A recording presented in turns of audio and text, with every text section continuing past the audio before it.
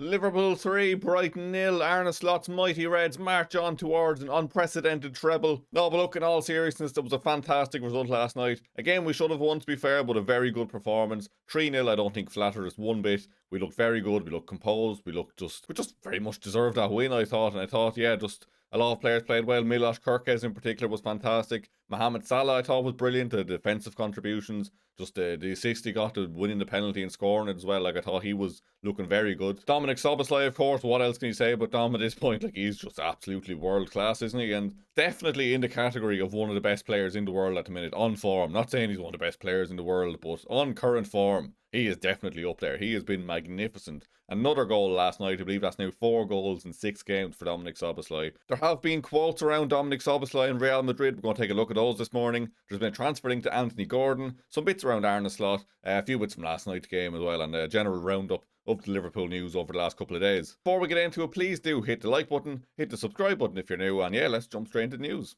I want to start off this morning's video with a bit around Arne Slot, and usually this is where I start to rant, but like, I'm not saying I'm being one around, but certainly if we keep winning games like this, then I will certainly be a lot cooler and calmer about the whole situation. Like, I think in recent weeks, there's still been poor results, obviously, but I think we are starting to look a bit more like a team that can actually win games. And I just feel like in general lately, there's been more wins where it's like, a game we should win, we go in and we win it by multiple goals. Like, we don't really seem to have that, like, we go 2-0 up and then we concede and have that nervous 20 minutes at the end quite as much. Like, we have had some poor results in recent weeks, but we do definitely look a bit more composed, a bit more just like dominant in games. Our set pieces have gotten better. Like, I think we are turning it around to an extent. I think there's still a big debate to be had as to whether Arne Slot deserves to be here next season, or if the club even, like, they have to make a big decision either way in terms of his contract being up next summer as well. So ultimately, I'm not at that point at all. Like, I still am in the Arne Slot out category, but if we keep getting wins like this, like, I will, like I said, I will calm on it a bit.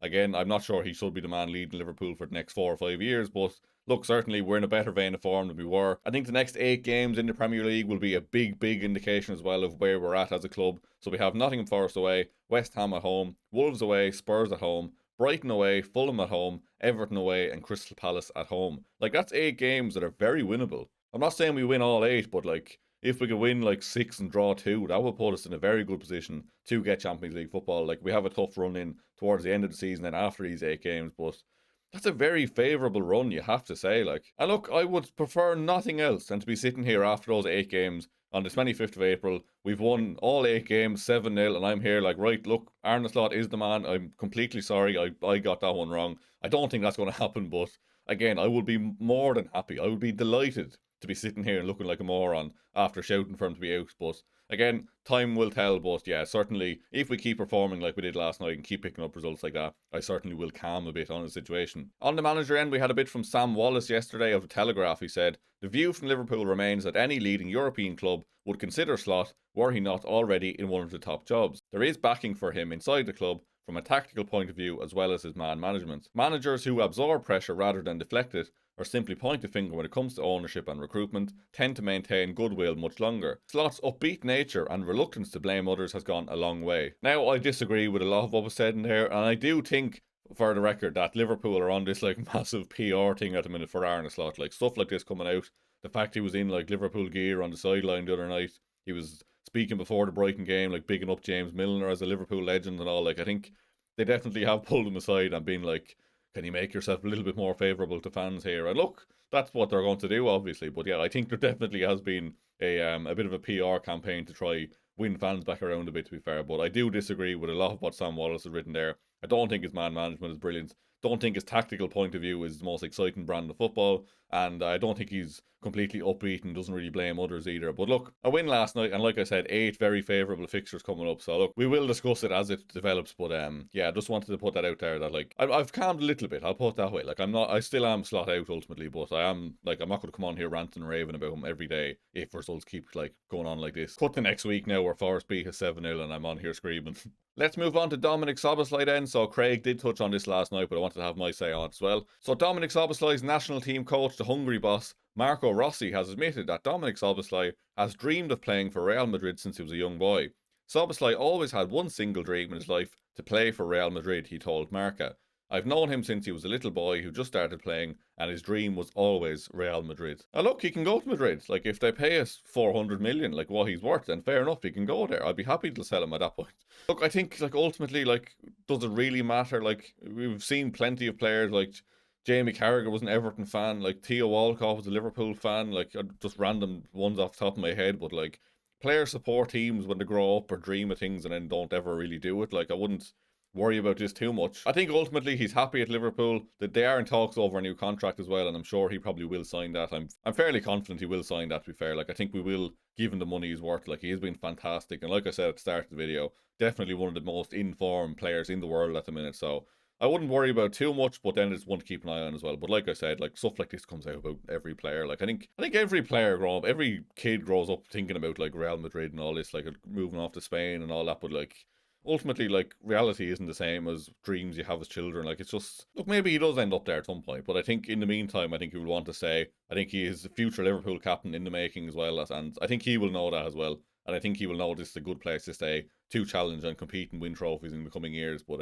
yeah, one to keep an eye on. But again, I'm not too worried about it. But yeah, please do let me know in the comments below what you make of those comments. I do wish that, like, family members and friends and people like this would just stop talking about our players though. Like, even like McAllister, we had it with Luis Diaz before he left. Now SZOBO, like, just can everyone just shut up, please? Just stop talking about our players. Just leave them be. We had a transfer link yesterday as well to Anthony Gordon. So this is coming from Caught Offside, who say Liverpool are the front runners in a race with Manchester City and Arsenal to sign Newcastle United's former Everton winger Anthony Gordon, but the England international will cost £95 million.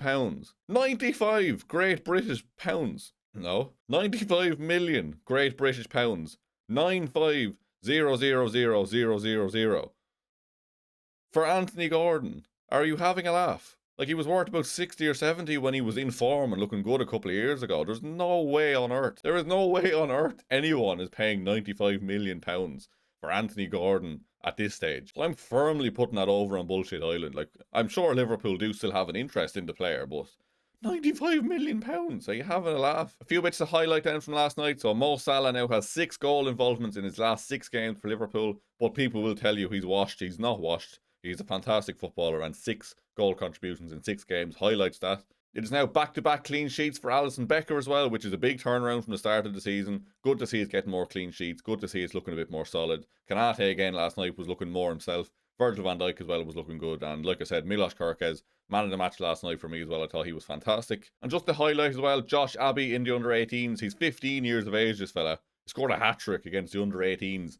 against Leeds. So yeah, another one to keep an eye on. He has been training with the first team a bit this season. There's been a lot of links with him moving away as well, but I'm sure if he is training with the first team and he's being shown like a pathway through there, then I'm sure we can convince him to stay. But yeah, just to highlight, 15-year-old Josh Abbey scoring a hat-trick against Leeds under-18s yesterday. What a player. If you haven't seen the goals as well, do look it up on Twitter or wherever you can find it. Like, they were all bangers as well. Like, he's just like skinning everyone and just like fucking walloping the ball in. Like, he looks such a talent for 15. Like, he looks ridiculous. That might sound a bit weird, actually. He really looks like a fantastic football player. That's all from me this morning anyway. If you have enjoyed the video, please do hit the like button. Hit the subscribe button if you're new. Like I said, we'll be recording the podcast later on this evening. The full podcast will be available on Spotify and all good podcast apps from about 8:30 or 9 p.m. this evening. We'll have some clips then coming out on the YouTube channel around 10 a.m. each day. I am away for a couple of days myself, so I will see you all again on Friday. You will see me in the podcast clips, but there won't be any Conor AM, there won't be any pothole updates until at least Friday. They are working on the road at the minute though, so I'm hoping when I'm home on Thursday evening that the potholes are fixed. I will give you an update on Friday. So again, hit the subscribe button. Don't miss the pothole updates. I will see you all in the podcast and then again on Friday. Thank you all very much for watching, and I will see you very soon.